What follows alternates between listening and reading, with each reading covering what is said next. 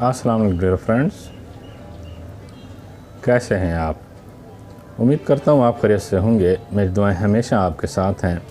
मैं नबी Tariq advocate law की information के साथ आप खिदमत में हाज़िर हूँ।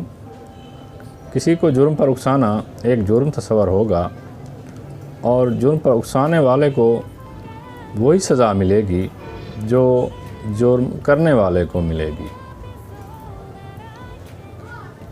आज की प्यारी बात जो मैं आपसे शेयर करूँगा,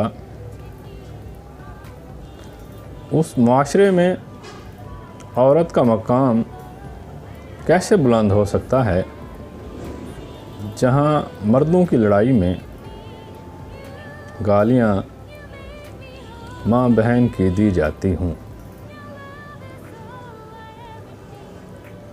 शुक्रिया।